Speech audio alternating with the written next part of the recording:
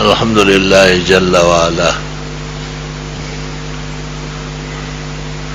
وصلی اللہ وسلم علی رسولہ المصطفى ونبیہ المجتبى وامینہ علی وحی السماء وعلى آلہ النجبى واصحابہ الاتقیاء افضل الخلائق بعد الانبیاء ومن بهديهم اقتدى وبآثارهم اقتفى من المفسرين والمحدثين والفقهاء إلى يوم الجزاء. أما بعد فأعوذ بالله من الشيطان الرجيم. بسم الله الرحمن الرحيم. الله لا إله إلا هو على الله فليتوكل المؤمنون. اللهم صل وسلم على النبي وعلى آله وأصحابه وبارك وصل وسلم عليه. سفر المظفر کا مہینہ شروع ہو گیا. زمانہ جاہلیت میں اللہ تعالی کی عبادت بھی ختم ہو چکی تھی اور غیر اللہ کا پوجا شروع ہو گیا تھا. وما كان صلاتهم عند البيت الا مكاء وتصديا فذوقوا العذاب بما كنتم تكفرون. اور اللہ تعالیٰ کے بجائے چیزوں سے ڈرنے لگے تھے. انسانی سینے میں ایک وقت میں ایک کا خوف ہوتا ہے اور وہ خوف اللہ تعالیٰ کا ہوتا ہے جو خالق ہے، مالک ہے، متصرف ہے، نافع و ضار ہے. بیدہ الامر وللہ عاقبۃ الامور. تمام کام اور ان کا نتیجہ اللہ کے دست اقدس میں ہے. ان ربک فعال لما یرید. جو کرے کر گزرے، اس کا ارادہ کافی ہے. انسان تو جانتا ہی نہیں تو کرے گا کیا؟ خیر و شر نہیں جانتا. آسان تکرہوا شیئا وہو خیر لکم وآسان تحبوا شیئا وہو شر لکم واللہ یعلم وانتم لا تعلمون. انسان کو بہت کمزور و عاجز بنایا ہے. اس کو اپنے آپ کا پتہ نہیں ہے کہ اعضاء میں کون سا عضو پہلے معوف ہوگا. یہ پتہ نہیں ہے کہ ٹانگوں کے حادثے میں جاؤں گا یا آنکھوں کی بیماری سے مروں گا یا دل فیل ہوگا یا فالج گرے گا. میں پہلے مروں گا یا بیوی پہلے جائے گی، اولاد سامنے مرے گی یا میرے بعد رہے گی، کچھ بھی معلوم نہیں.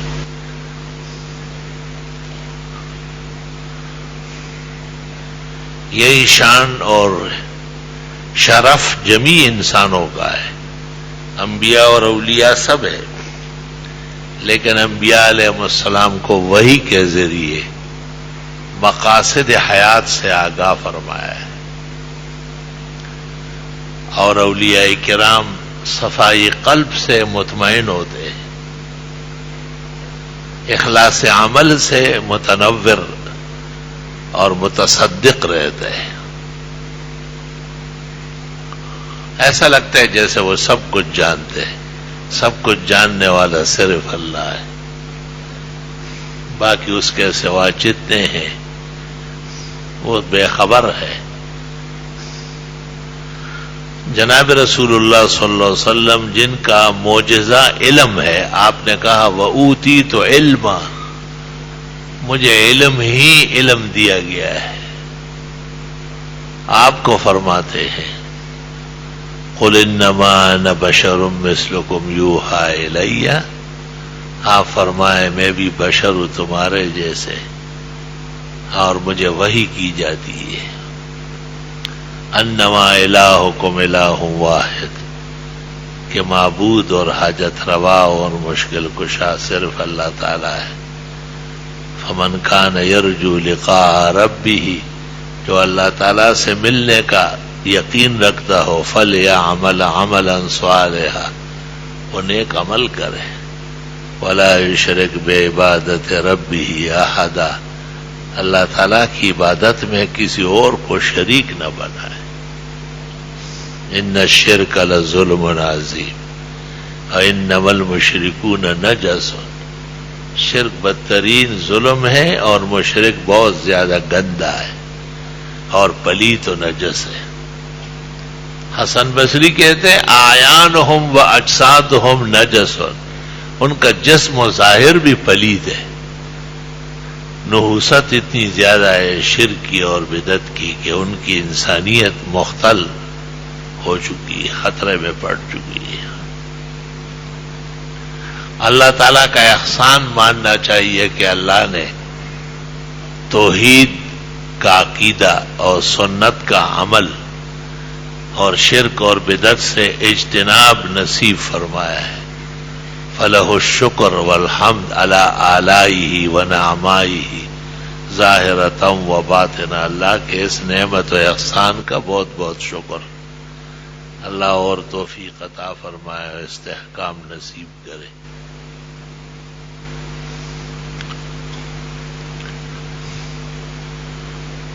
اسلام میں خصلتوں کی جو نیک خصلتیں ہیں قدردانی ہوئی، اور جو بد باتیں ہیں نامناسب باتیں ہیں ان کی جڑیں کاٹی گئی ہیں۔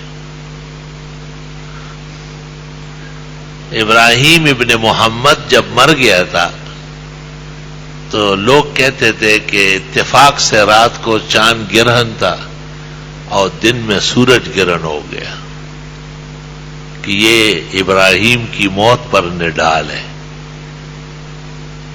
آپ بہت غمزدہ تشریف فرما دے، لیکن جب یہ بات آپ نے سنی تو آپ فوراً ممبر پر تشریف لے آئے اور صحابہ کو خطاب کیا، اور آپ نے فرمایا ان الشمس والقمر آیتان من آیات اللہ لا ينکسفان لموت احد ولا لحیاته فاذا رأيتم من هؤلاء الافزاع فبادروا الى اللہ، رواہ البخاری ومسلم والترمذی وابو داود والنسائی وابن ماجہ والطبرانی والحاکم۔ آپ نے کہا کہ سورج اور چاند تو خدا کی قدرت کی نشانیاں ہیں، کسی کی موت و حیات سے وہ متاثر نہیں ہوتے۔ یہ تمہاری بات ہے کہ یہ جزیرۃ العرب میں کوئی حادثہ ہو جاتا یا کوئی مر جاتا تو سورج و چاند ماتم کر رہا ہے۔ شاید یہی وجہ تھی کہ بعض کتابوں میں لکھا ہے کہ حسین جب کربلا میں شہید ہوئے اور ان کے رفقا،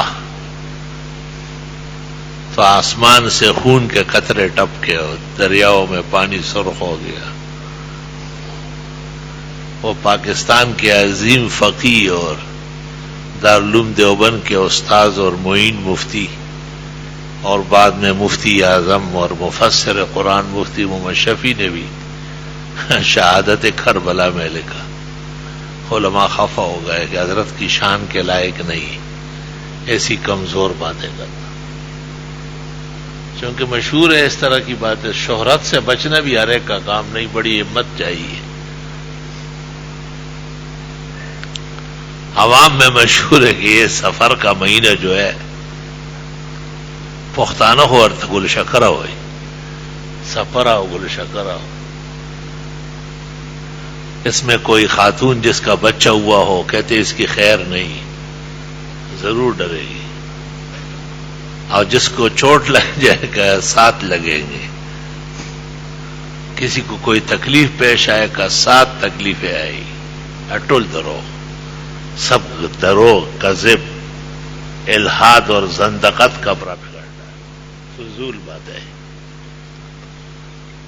محمد عربی الرسول الہاشمی والنبی الخاتم والمختم وقائد الخیر کلہ فی الدنیا والشافع المشفع یوم الجزاء صاحب القرآن والوحی والدرجات العالیات جناب رسول اللہ صلی اللہ علیہ وسلم فرماتے لا سفر، سفر کی کوئی حقیقت نہیں، سب بیکار۔ ایک لا میں آپ نے سارا تس نس کرا دیا۔ لا سفر، سفر میں تمہارے خطرے، خوف، پراپیگنڈے، یہ سب جھوٹ کا بھرم ہے کہ کوئی حقیقت نہیں۔ ہندو اور سکھ اور گوتڑوں اور یاتری اور یہ جتنے بھی لامذہب لوگ ہیں جو پتھر کا پوجا کرتے ہیں اور گائے کا پیشاب پیتے ہیں، ان کو زیب دیتا ہے کہ وہ ایسی چیزوں سے ڈرے، کیونکہ وہ اللہ سے نہیں ڈرتے۔ اللہ کو جانتے پہچانتے نہیں تو ڈریں گے کیا؟ زیب النساء نے دیوان میں کہا اگر ان میں عقل ہوتی تو گائے کو خدا اور اس کے پیشاب کو اپنے لیے خوراک و شربت سمجھتے تھے۔ اللہ تعالیٰ نے اس کے گوشت کا ذکر کیا ہے۔ اللہ حکم ان اللہ یامرکم ان تذبحوا بقرہ، اللہ فرماتے گائے ذبح کرو۔ مجھے کسی نے کہا کہ بھینس کا گوشت تو بہت اچھا ہے لیکن گائے میں بیماری ہے۔ میں نے کہا یہ قرآن کے منکروں نے پروپیگنڈا کیا ہے، قرآن کے دشمنوں نے۔ قرآن کریم کی سب سے بڑی سورت سورت بقرہ ہے، 2 پارے اور 6 رکوع، اور اس میں بقرہ گائے کے نام پر موصوف ہے،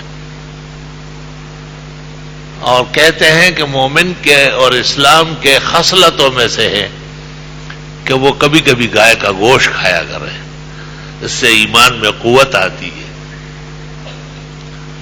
اور ہمارے یہاں پختونوں میں کبڈی کا کھیل بہت مشہور ہے، تو ہندو اپنے بیٹوں کو سمجھاتے تھے کہ پختونوں سے، مسلمانوں سے نہیں کبڈی کرو، یہ جب بھی گرائیں گے تمہاری ہڈی ٹوٹے گی، کیونکہ یہ گائے کا گوشت کھاتے ہیں۔ وہ ان سے ڈرتے ہیں کہ یہ گائے کا گوشت کھاتے ہیں، اور یہ اب خود ڈرنے لگے، وہ کہتے ہیں بھینس کا گوشت ہو، اونٹ کا گوشت ہو، یہ اونٹ کا گوشت یا دودھ یہ اس ملک کا خوراک نہیں ہے، اس ملک میں وہ ضرر کا باعث ہے اور اس کی ترغیب نہیں ہے۔ لیکن گائے کا تو حکم ہے ان اللہ یامرکم ان تذبحوا بقرہ، گائے کا ذبح، گائے کا صدقہ، گائے کا تحفہ، گائے کا دودھ، گائے کا گھی، گائے کے ساتھ کھانے پینے کا رشتہ استوار رکھنا ہے، ان قرآن پر عمل ہے۔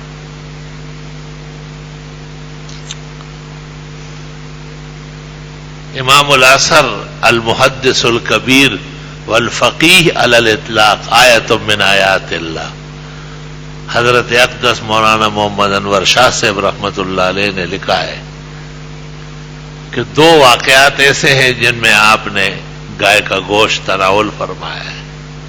عربوں میں بکروں کا رواج زیادہ تھا، مینڈوں کا۔ ایک تو بریرہ رضی اللہ تعالی عنہا کے لیے جو گوشت پک رہا تھا، اور آپ نے کہا لہا صدقہ ولنا ہدیہ، اس کو صدقہ دیا گیا، اب وہ ہمیں دے تو ہدیہ اور گفٹ ہے۔ شاہ صاحب کہتے ہیں یہ گائے کا گوشت۔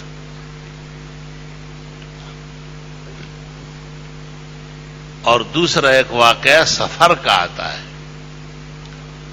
اس سفر میں آپ نے گائے کٹوائی اور آپ نے فرمایا کہ میں اپنی طرف سے تو مینڈے اور بکرے کرتا ہوں، بیبیوں کے طرف سے آپ نے 5 بیبیوں کی طرف سے گائے کے 5 حصے، اور جابر ابن عبداللہ کو کہا کہ تیرا بیٹا ہوا ہے اس کا عقیقہ نہیں ہوا، 2 حصے تم عقیقے کے پکڑو، 7 حصے پورے ہو جائیں۔ اور سنت طریقہ ہے کہ اپنے قربانی کے گوشت میں سے جو جلدی پکتا ہو وہ پکے یا اس کو ابالے اور اس کا شوربہ پی لے، تب بھی سنت ادا ہو جائے گی۔ تو اس واقعے میں بھی آپ نے گائے کا گوشت تناول فرمایا ہے۔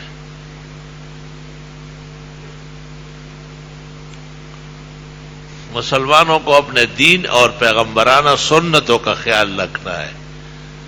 دنیا اور دنیا کی باتیں وہ بات کی چیز ہے، وہ کچھ صحیح ہے وہ اکثر غلط ہے۔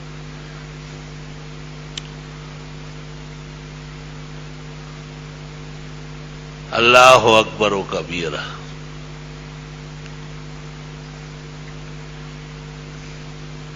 قرآن کریم میں جس جگہ گائے کا ذکر ہے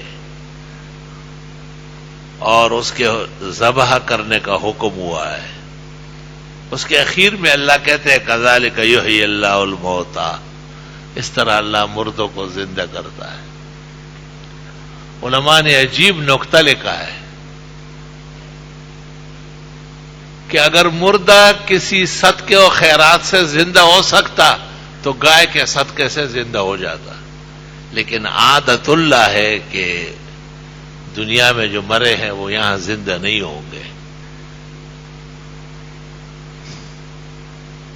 اور اس سے کم درجے کی جتنی تکلیفیں ہیں اللہ وہ دور فرمائے گا۔ عقل مندوں کے لیے اس میں شعور ہے اور بڑا پند و نصیحت ہے۔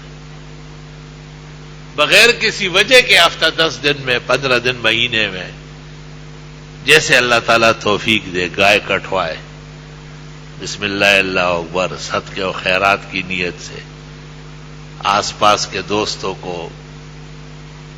محلے والوں کو۔ صدقات دو قسم کے، ایک جو پہلے سے نیت ہو اس کو صدقہ واجبہ کہتے ہیں، وہ صرف فقراء مساکین کھائیں گے، اور ایک ویسے مطلق خیر اور حسنہ کے معنی میں وہ سب کھا سکتے ہیں، مالدار بھی ہو، غریب بھی، اپنے بھی اور پرائے بھی، اس کے لیے کوئی رکاوٹ نہیں۔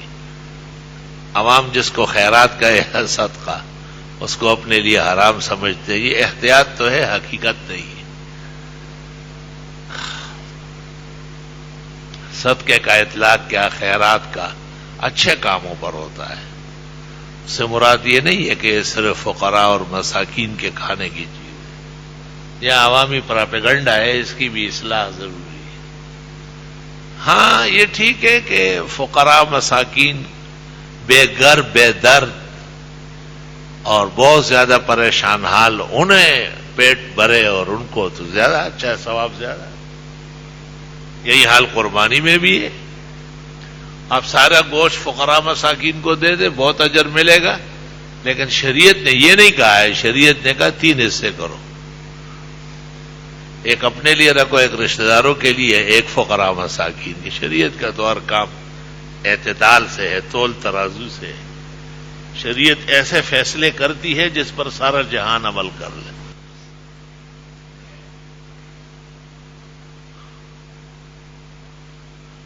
اور جب گائے کو تقسیم کر لے تو کبھی بھینس بھی اس کا قائم مقام ہے، جہاں گوشت کی ضرورت ہو وہاں بھینس زیادہ تکڑی ہے، اس کا گوشت زیادہ ہے، جیسے دینی مدرسے میں، طلباء میں، وہاں گوشت کی ضرورت ہوتی ہے، ہزاروں لوگ ہوتے ہیں، اور اگر اس کو اور انواع میں کیا جائے تو 7 بکرے یا 7 مینڈے ایک گائے کا قائم مقام ہے۔ حضرت اقدس حضرت مولانا محمد انور شاہ صاحب رحمۃ اللہ علیہ نے بخاری شریف کی شرح میں لکھا ہے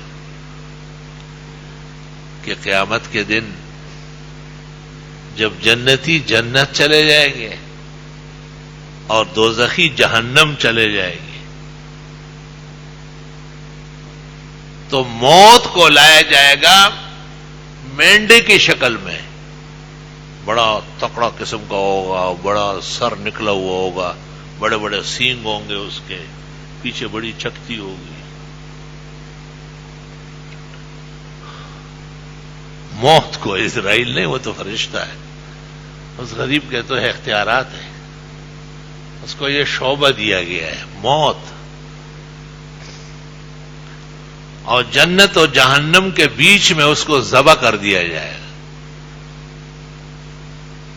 اور اعلان ہو جائے گا کہ لا موت بعد اليوم بل خلود ابدا، آج کے بعد موت نہیں، موت تو آپ کے سامنے ختم ہو گئے، اے موت کاش تیری موت ہوتی، اب ہمیشہ جہنمی ہمیشہ جہنم میں رہیں گے، اعاذنا اللہ منہا وایاکم، اور جنتی ہمیشہ کے لیے جنتوں میں رہیں گے، رزقنا اللہ الخلود والجنات النعیم والفرادیس بفضلہ لنا۔ کہتے ہیں کہ بعض اوقات بالکل جب موت سامنے منڈلا رہی ہو اور ظاہری اسباب معطل ہو تو حضرت شاہ صاحب کی رائے یہ ہے کہ سینگوں والا تکڑا مینڈا، بالکل جنگجو قسم کا جو مارنے والا ہو، اس طرز کا فوراً ذبح کیا جائے، اس کی طرف سے موت ٹل جائے گی، دھچکا لگ جائے گا اس کو۔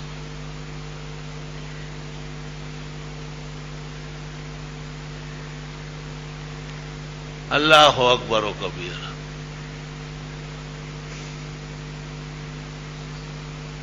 اللہ تعالیٰ کے نام کا صدقہ و خیرات تو ثواب کا باعث ہے ہی۔ دو حدیثیں اس میں آئی ہے، ایک تو یہ کہ ان الصدقۃ ترد البلا، صدقات بلاؤں کو ہٹا دیتی ہے، دفع کر دیتی ہے۔ ان الصدقۃ ترد البلا والمیتۃ السوء، اور برے حادثات، موت وغیرہ، اس کو بھی پیچھے ہٹا دیتی ہے۔ ایک حدیث میں ان الصدقہ لتدفع نار الغضب کما يدفع الماء النار،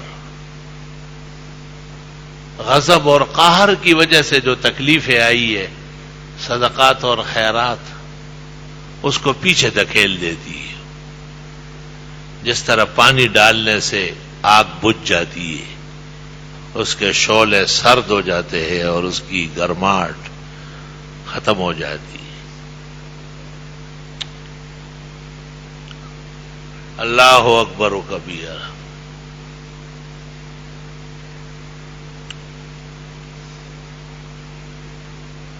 قدیم زمانے کے بزرگوں کے خوب تذکرے ہیں کہ وہ کس طرح صدقات کرتے تھے، وہ کیسے خیرات کرتے تھے۔ ایک شخص کا ذکر احادیث میں آتا ہے کہ بادلوں میں اس کا تذکرہ ہوا اور بادل کو حکم ملا کہ تم فلاں پہاڑ کے نیچے جو زمین ہے اس پر بارش برساؤ۔ جس نے سنا وہ پیچھے پیچھے چلا گیا، ساری زمینوں پر قحط ہے، بارش نہیں ہے، بہت پریشانی ہے، اور اس ایک جگہ پہاڑی پر بارش ہے اور اس سے نیچے جس شخص کی زمین ہے اس میں پانی آ رہا ہے۔ اس زمین والے سے ملاقات کی اور اس کو کہا کیا کرتے ہو؟ اس نے کہا اس کی فصل کو 3 حصوں میں کرتا ہوں، ایک اپنے لیے رکھتا ہوں، دوسرا آئندہ بیج بونے کے لیے، اخراجات کے لیے، اور تیسرا فقراء و مساکین میں تقسیم کرتا ہوں۔ قدیم زمانے میں تیسرا حصہ ہوتا تھا، ہمارے یہاں تو عشر ہے 10واں، اور نصف العشر ہے 20واں، اور فیصدی کے اندر جا کر کے 2.5% ہے، کیونکہ اس قانون کو قیامت تک چلانا تھا، اس لیے اس میں خاصی نرمی اور تخفیف پیدا کی گئی۔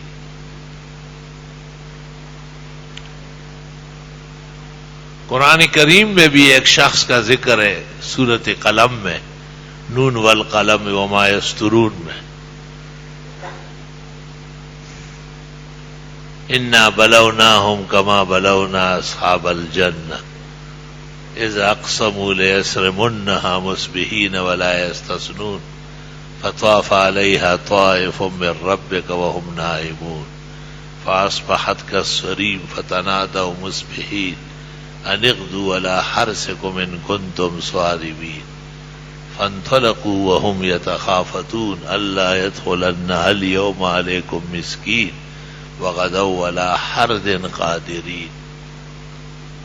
کہتے ہیں کہ صنع یمن میں ایک نیک اور اللہ سے ڈرنے والا، لرزنے والا مومن مسلم تھا، رحم دل، نیک سیرت۔ اس کے باغات میں جب فصلیں تیار ہو جاتی زمینوں میں تو فقراء اور مساکین پہنچ جاتے ہیں، وہ تمام فصلیں طریقے سے کٹا کے اور اس کا ایک حصہ سب سے پہلے فقراء مساکین کو تقسیم کر لیتا تھا، اور 2 حصے اسی طرح، ایک اپنی ضرورت کے لیے اور ایک آئندہ سال بیج بونے کے لیے رکھ لیتا تھا. اور بڑا بہترین زمانہ گزرتا تھا. اس کے مرنے کے بعد اس کے بیٹوں نے کہا کہ ہمارا باپ جو تھا وہ فضول خرچ تھا، خواہ مولوی اور طلباء و فقراء و مساکین پر اتنا مہربان تھا.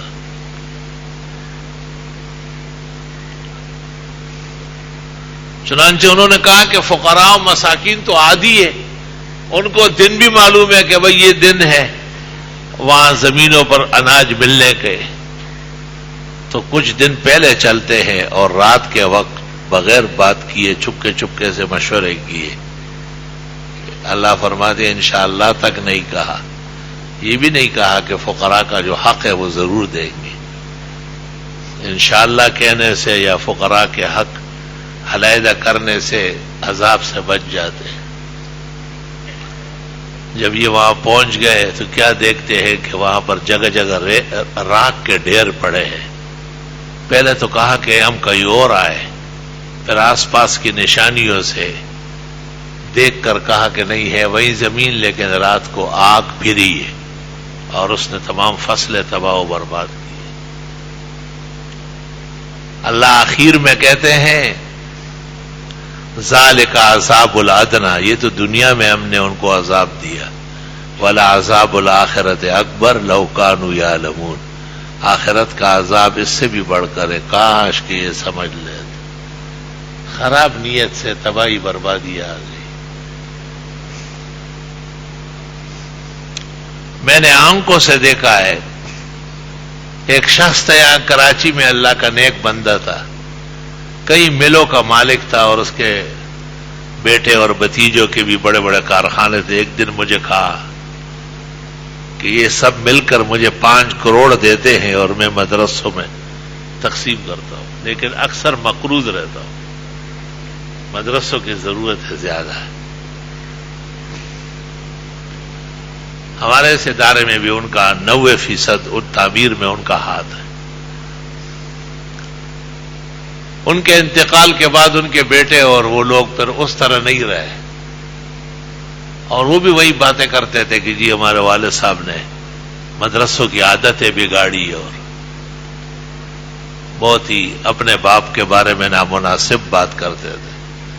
ایک دن میں نے ان کے ایک بیٹے کو یہی کہا، میں نے کہا جب دل میں نہیں ہے تو بند کر دو، اور آپ اطمینان رکھیں یہ دینی ادارے، یہ ہماری دکانیں نہیں ہیں. ہم بھی کبھی کبھی عجیب موڈ میں ہوتے ہیں. میں نے ایسے چپل رگڑا، میں نے کہا اس کے نیچے بہت سیٹ ہوتے ہیں. ہم ممبر پر بیٹھتے ہیں اور توحید بیان کرتے ہیں، جب یہاں آتا ہوں تمام آمدات آ چکی ہوتی. ہم تو اللہ سے لیتے ہیں، ہم افراد سے مانگتے نہیں. افراد اپنے آپ کو پہلے دے، وہ خود بھوکے پیاسے ہوتے ہیں. میں نے کہا جب آپ کو شرع صدر ہی نہیں ہے اور اپنے والد صاحب کی اتنی برائی کرتے ہیں تو ہمیں بھی اچھے نہیں لگتے کہ آپ یہاں آتے ہیں، بند کریں. میں نے کہا یہ کہے گا تو اس سے پہلے میں ہی وار کروں. میں نے خواب دیکھا کہ مجھے کوئی کہتا ہے توحید جن کے سینے میں ہو وہ ایسے جری ہوتے، وہ مال والے سے نہیں ڈرتے. مال والوں کو ڈرنا چاہیے کہ ان کو نہ دے تو ہم ان کا چٹا کر کے رکھ دیں گے. آج اس وقت جو بیان ہو رہا ہے کچھ بھی نہیں ہے ان کے ہاں، سب مقروض ہو چکے. وہی جو سورت نون والقلم میں اللہ نے قصہ کیا ہے کہ ہم نے ان کے سب کچھ اڑا کے رکھ دیا، مٹی اور راکھ چھوڑا. وہ 37 مل بھی ہوا میں اڑ گئے، اور وہ سارا بٹوارا اتنا خطرناک ہو گیا اور ایک دوسرے کو سپریم کورٹ تک پہنچا دیا. اور جب تک وہ خرچ ہوتے تھے، خرچ ہونے میں خرچ کرنے والے کا پہلا فائدہ ہے. فقیر مسکین کا کیا فائدہ ہے؟ وہ غریب تو کچھ کھائے کچھ پیے پھر وہی ہوگا.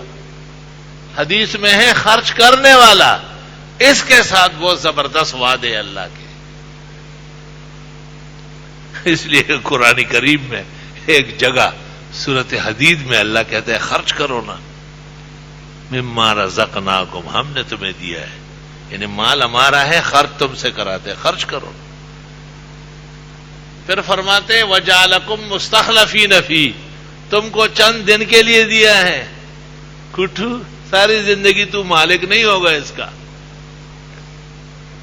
پھر کیا کہتے ہیں؟ پھر کہتے ہیں چلو تمہارا صحیح قرض دے دو. وَمَن يُقْرِضُ اللَّهَ قَرْضًا حَسَنًا، بہترین دوں گا. پھر کیا کہتے ہیں؟ پھر کہ نہیں دو گے مر جاؤ گے، سارا پڑا رہے گا. وَلِلَّهِ مِيرَاثُ السَّمَاوَاتِ وَالْأَرْضِ. 4 مرحلے حدیث میں اللہ تعالیٰ نے اخراجات کا بیان کیے، کیونکہ یہ دل سے اس کا بہت تعلق ہوتا ہے اور دل کو نقصان دیتا ہے. طب و حکمت اور ڈاکٹری کا اتفاق ہے کہ المال الزائد ممرض للقلب. پیسے جب بڑھ جاتے ہیں نا، دل کی بیماری پیدا کر دیتی ہے. خدا ہے پاک، چاہیے کہ اس کے دل کے ساتھ ایک اور دل ہو جاتا، ایسا نہیں ہے، اس کو بھی بیچ میں کاٹ دیتا ہے. چاہیے کہ اس کے دل کو فولاد یا لوہے کا خول چڑھ جاتا ہے، نہیں، وہ دل چولہے سے گر جاتا ہے. ایک شخص دل کا بیمار تھا، میں عیادت کے لیے گیا، نیک شریف آدمی تھا، اللہ مغفرت فرمائے اور جنت نصیب کرے. میں نے سرجن سے پوچھا کیا معاملہ ہے؟ اس نے کہا دل چولہے سے گر گیا. وہ کہتے دل چولہے پہ پڑا ہوا، اسے نیچے ہو گیا، علاج کوئی نہیں، بس دیکھنا ہے وقت کو. شام کو اطلاع ملی کہ مر گیا. اللہ اکبر. قرآن کریم سورۃ روم میں اللہ نے کہا ہے کہ اے لوگوں سود نہیں کھاؤ، حرام ہے، ناجائز ہے، مجھے ناپسند ہے. تم سمجھتے ہو اس سے مال بڑھتا ہے، میں کہتا ہوں اس سے مال گھٹتا ہے، تمہیں لے ڈوبے گا. سود خور اور سود چور، ان کا انجام صفر ہوگا دنیا و آخرت میں. اللہ ان کو چاہتا نہیں، پسند نہیں کرتا، تو کیا عزت پائے. اور فرمایا زکات دینے سے تم سمجھتے ہو کہ گھٹتا ہے، میں تمہیں کہتا ہوں کہ بڑھتا ہے. اس کو کہتے ہیں اسرار و حکم شرعیہ، دین کی حکمتیں اور اسرار، کمال کی باتیں. چنانچہ وقت پر زکات نکالنے والے فقراء و مساکین کو آباد و شاد رکھنے والے دیکھے گئے ہیں کہ نسل در نسل اللہ انہیں عزت و احترام سے رکھ رہا ہے. وہ ایک شخص نے مجھے ٹیلی فون کیا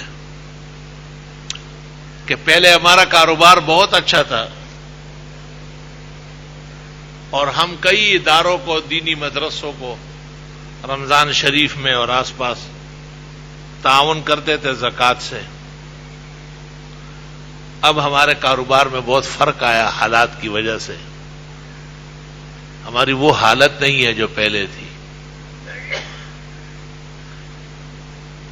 تو میں نے کہا کہ جب آپ کے پاس پیسے نہیں ہیں، موجود نہیں. انہوں نے کہا نہیں یہ نہیں پوچھ رہا ہوں. اللہ تعالیٰ وہ دن نہ لائے کہ ہم ان کو کہے کہ ہم نہیں دے سکتے. ہم قرض لے کے دینا چاہتے ہیں، ثواب ملے گا یا نہیں؟ آپ یقین فرمائے ممبر پر بیٹھا ہوں، میں نے دعا کی، میں نے کہا اللہ مجھے بھی ایسا مضبوط ایمان دے. خدا ایمان ہو تو ایسا ہو. کہتا یہ تو مجھے نہ سکھائے، رہنے دے کہ اب نہیں ہے. وہ کیسے ان کو کیسا نہ کہوں گا؟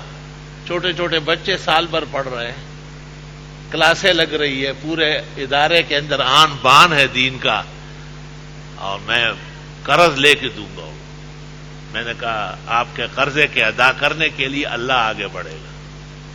اور سورۃ حدید کا یہ واقعہ سنایا کہ اللہ تعالیٰ جب قرض مانگتا ہے نا، تو جو اس کے دین کے لیے قرض دے گا اور لے کر کے ان کو خوار اور پریشان نہیں دیکھنے دے گا، اللہ اس قرض کی ادائیگی میں اپنی قدرت دکھائے گا. چنانچہ چند سال بعد دوبارہ فون آیا، میں نے خیریت پوچھی، انہوں نے کہا الحمدللہ اب پہلے سے 10 گنا اور 20 گنا زیادہ ہماری مالیت بڑھ گئی. میں نے کہا نسل در نسل قیامت تک اچھے رہو گے، مگر یہ ذہن ساتھ رہے جو اللہ نے آپ کو دیا ہے. الحمدللہ.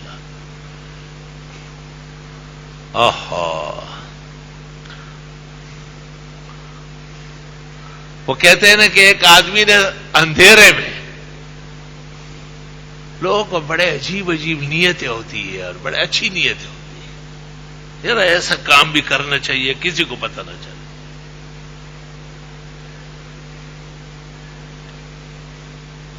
تو اندھیرے میں صدقہ و خیرات نکالا اور جو سامنے آیا اس کو دے دیا. مطلب اس کا یہ تھا کہ بالکل پتہ ہی نہیں چلے کسی کو.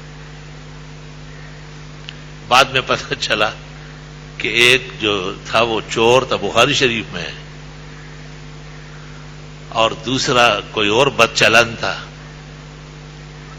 تیسرا کوئی مالدار اور بخیل تھا. وہ چپ چاپ بیٹھ گیا اور کہا یا رب الصدقہ علی السارق وعلی الغنی البخیل.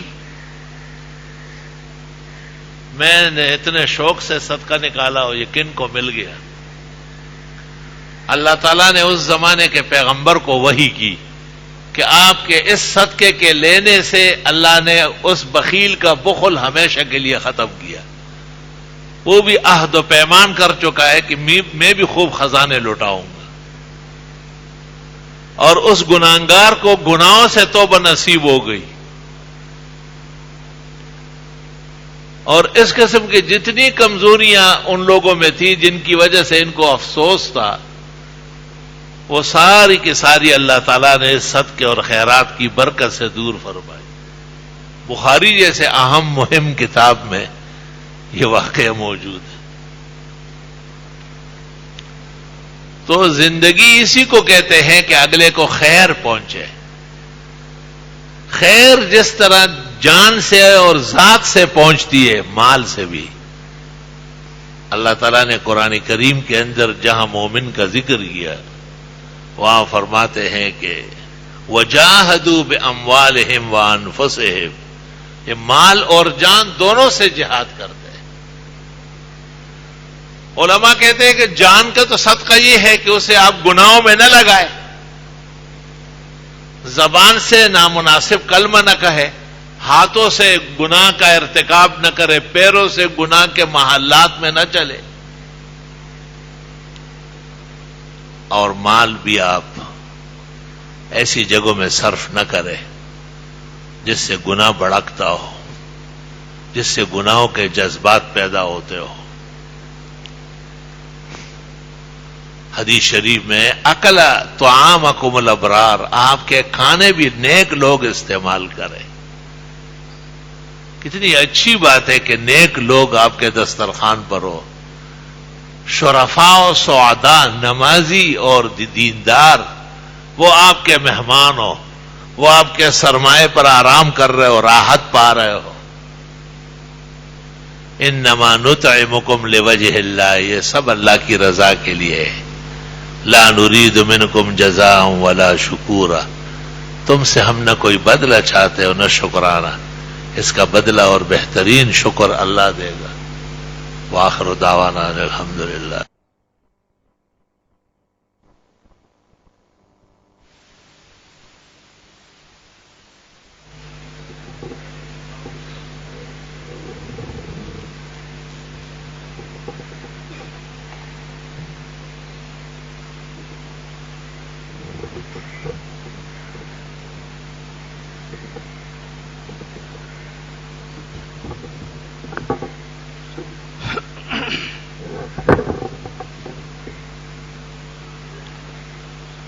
الله أكبر الله أكبر الله أكبر الله أكبر.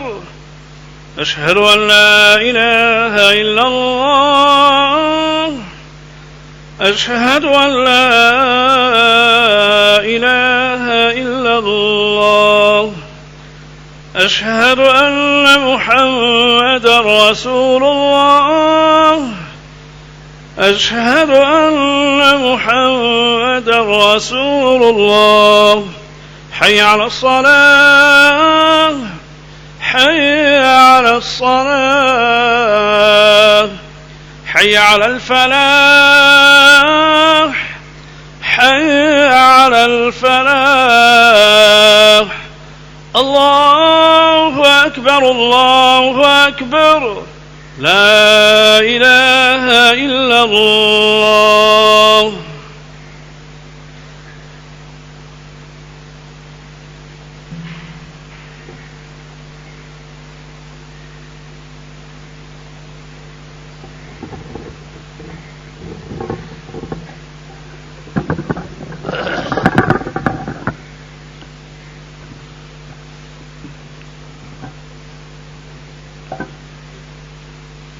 الحمد لله جل وعلا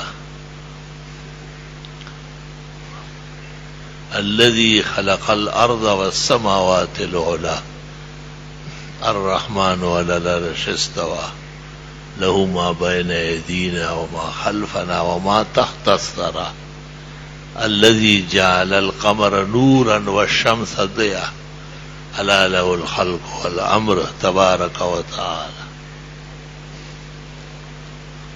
وصلى الله وسلم على رسوله المصطفى ونبيه المجتبى وأمينه على وحي السماء وعلى آله النجبى وأصحابه الأتقياء أفضل الخلائق بعد الأنبياء ومن بهديهم اقتدى وبآثارهم اقتفى من المفسرين والمحدثين والفقهاء إلى يوم الجزاء.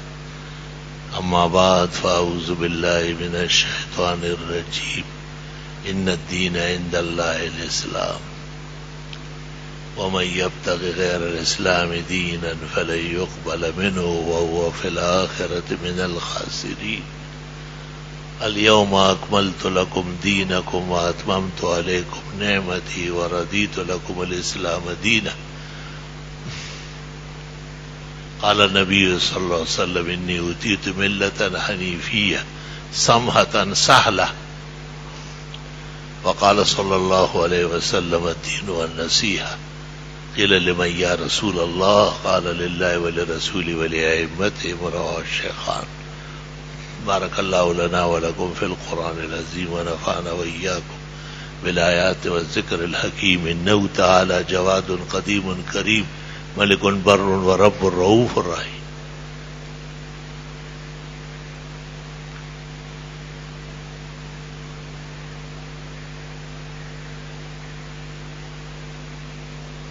أحمدك حمد الحامدين وأشكرك شكر الشاكرين. اللهم صل وسلم على سيد الأولين والآخرين سيد الرسل والنبيين سيد الأولياء والمتقين سيد الغرر المحجلين سيد الشفعاء يوم الدين وعلى آله وأصحابه أجمعين. أما بعد.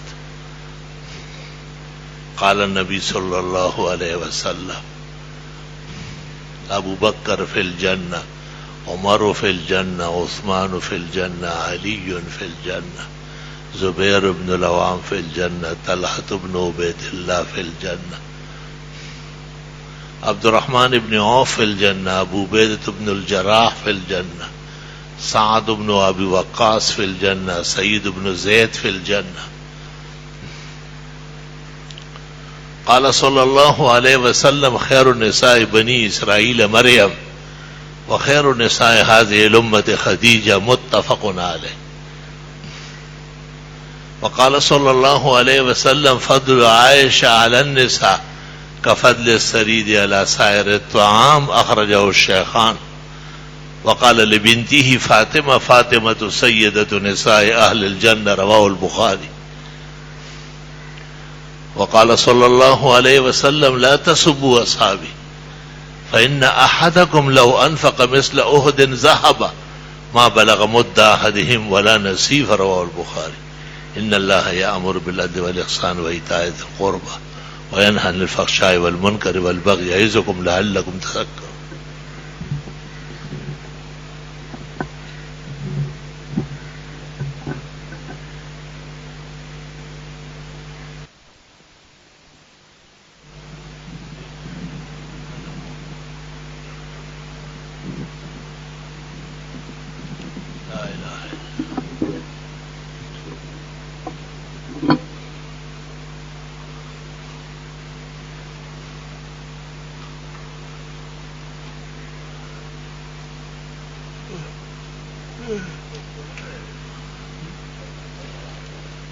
اکبر کو بھی آپ دیکھیں حیران ہو جائے اتنا سا ہو گیا.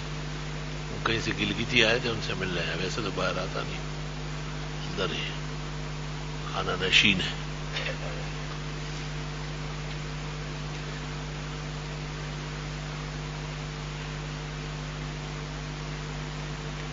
جو آگے بڑھ رہے ہیں وہ نمازیوں کا پورا خیال رکھیں. نمازی کے آگے گزرنا معمولی گناہ نہیں ہے. لو علم المار ماذا علیہ من الوزر لوقف 40. گزرنے والے کو پتہ ہوتا کتنا گناہ ہے، کبھی نہ گزرتا.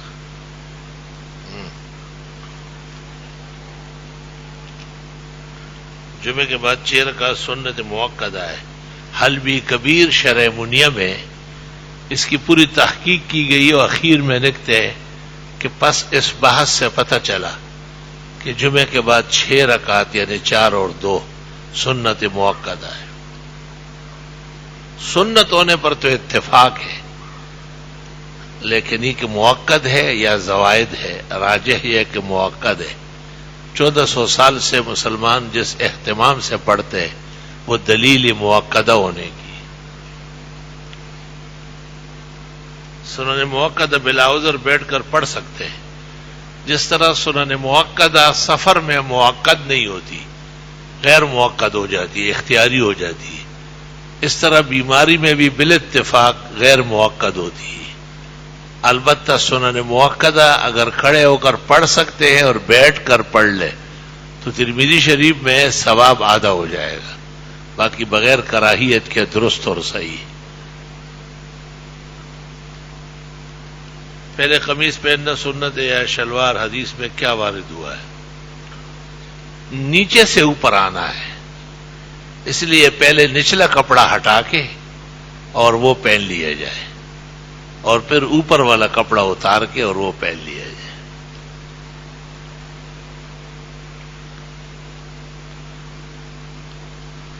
اللہ تعالیٰ آپ کی عمر میں عمل میں برکت دے اور آپ کے علوم اور اچھا جی ہمارے بھائی انور شاہ کو بھی توفیق دیا. ابھی چاہے کشمیر وغیرہ ہے، غزوہ ہند میں شامل ہے. کیا غزوہ ہند ہو گیا، اس بارے میں کوئی کتاب لکھی گئی ہے، آ چکی ہے، وہ دیکھ لو.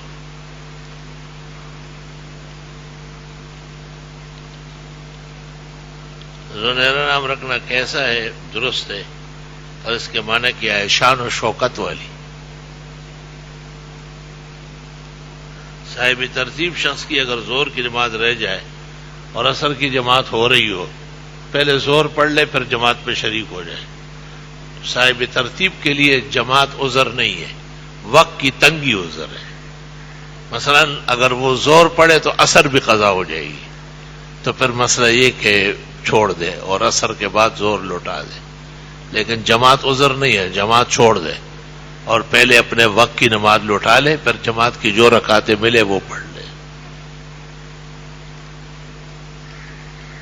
اگر کوئی شخص دعائے قنوت آخر رکعت میں نہیں پڑھا، رکوع میں اس کو یاد آ گیا، تب بھی کوئی فرق نہیں پڑے گا. اگر پڑھ بھی لے سمع اللہ لمن حمدہ کے بعد کھڑے ہو کر قوموں میں، تو سجدہ سہو برقرار رہے گا، کیونکہ سنت طریقہ دعائے قنوت کا تسبیح کے اندر نہیں ہے بلکہ قبل الرکوع ہے، اور وہ فوت ہو چکا ہے.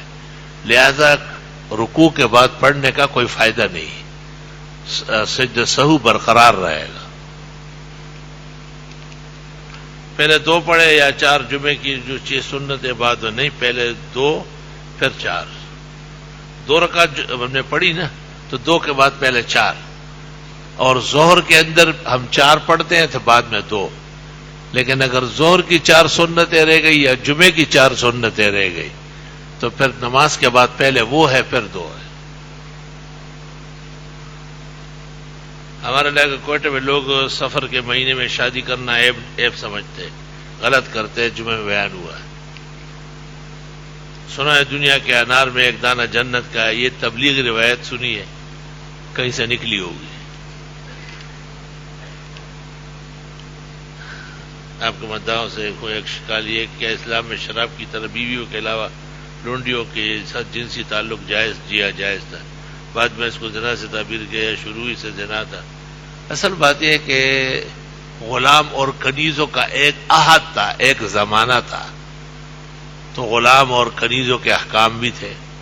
رفتہ رفتہ اسلام کی مہربانی سے غلامیت ختم ہو گئی اور اسی طرح کنیزیں بھی ختم ہو گئی. اب تو ایک ہی صورت ہے کہ اسلام کسی غیر اسلامی ملک کے ساتھ لڑے اور وہاں سے مرد اور عورتیں پکڑی جائے، بادشاہ مسلمین اور کمانڈر ان چیف کی اجازت سے وہ مجاہدین میں تقسیم ہو جائے فوجیوں میں، تو وہ عورتیں بشرطِ کتابی ہونے کے، یہود و نصارہ ہونے کے، ان کی لونڈی آئے بغیر نکاح کے استعمال کرے گی۔ مزید تفصیل مولانا مناظر حسن صاحب گیلانی کی کتاب تدوین حدیث ملاحظہ فرمائے، اس میں یہ مسئلہ بہت تفصیل سے لکھا ہے۔ میرے چچا شیرین تاج عرصہ 20 سال سے یہاں جمعہ پڑھنے آتے تھے، گزشتہ دنوں طبیعت خراب رہنے کی وجہ سے اسپتال میں داخل ہے اور بروز بدھ انتقال ہو گیا۔ اللہ تعالیٰ بخشش فرمائے، اللہ پاک ان کی اس آمد اور رفت کا بھی اجر و ثواب دے، جو توحید کے درس سنے، جو سنت پر مشتمل بیانات سنے، جو اہل حق اور اہل سنت والجماعت کے پرمغز کلام سنے، اللہ ان کے لیے آخرت کا زاد نجات بنائے، اور آپ حضرات و سب کو اللہ پاک صبر دے، اجر دے، دیگر ہموم و غموم سے محفوظ فرمائے۔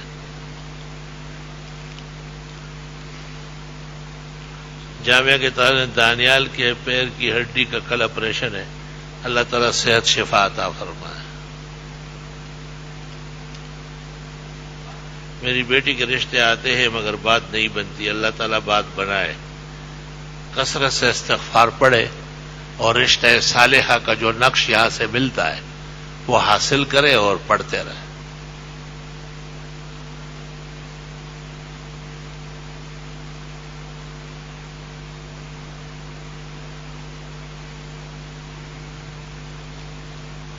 ہم نے اپنی دکان ایک دیندار شخص کو ایگریمنٹ کے ساتھ کرایہ پر دیا کہ آپ کو جب ضرورت ہو خالی کریں، مگر اب وہ خالی نہیں کر رہا ہے، کہتے ہیں میں خالی نہیں کروں گا۔ حضرت مجھے اپنی ذاتی استعمال کے لیے ضرورت درخواست نامہ بھی کرایہ دار نے پھاڑ کر پھینک دیا، تقریباً 7 مہینے کا کرایہ بھی ان کی طرف ہے۔ میں بہت پریشان ہوں، اللہ آسان فرمائے، خدا تعالیٰ اس کا دل نرم کرے۔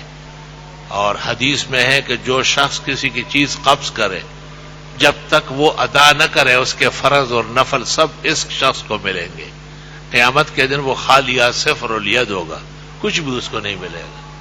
تو اس کو اپنا نقصان کا خیال کرنا چاہیے کہ اس دوران جو حسنات ہے، جو خیرات ہے، جو نمازیں ہیں، جو روزے ہیں، جو تعاون بالخیر والعافیہ ہے، وہ سب آپ کے پلڑے میں آئے گا۔ شاید تم اپنی مرضی سے اتنی نیکی نہیں کما سکو گے، اس لیے اسے ان تمام باتوں سے بچ کر آپ کو سبکدوش کرنا چاہیے اور آپ کا حق وقت پر ادا کر دیں۔